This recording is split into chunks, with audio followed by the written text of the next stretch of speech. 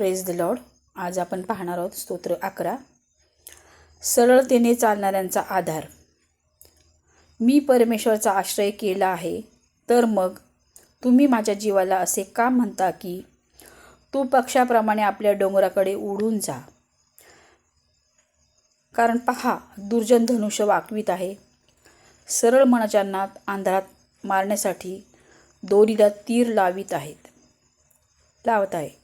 आधार समज ढासळले तर नीतिमान काय करणार. परमेश्वर आपल्या पवित्र मंदिरात आहे.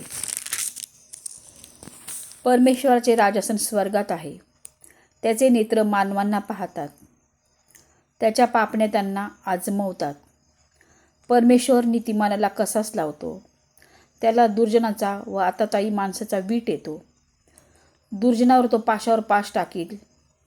अग्नी, गंधक व दाहक वारा याचा प्याला त्याच्या वाट्यास येईल.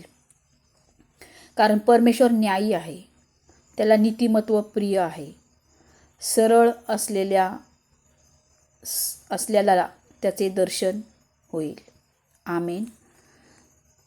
7 वचन स्तोत्र 10 याचं 7 वचन म्हणतं की परमेश्वर न्यायी आहे, त्याला नीतिमत्व प्रिय आहे.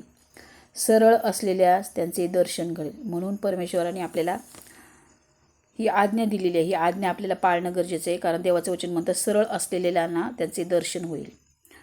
कारण आपल्याला डावीकडे उजवीकडे वळायचं नाही, तर सरळ परमेश्वरच्या मार्गाने चालायचं. कारण तो न्यायी आहे आणि त्याला काय प्रिय आहे, नीतिमत्व प्रिय आहे. ती नीतिमत्व आपल्यामध्ये असणं गरजेचं आहे. त्यामुळं आपल्याला सरळ जीवन जगून त्याच्यात आपल्याला काय होणार आहे, दर्शन होणार आहे. सरळ असलेल्यास त्याचे दर्शन होईल. आमेन.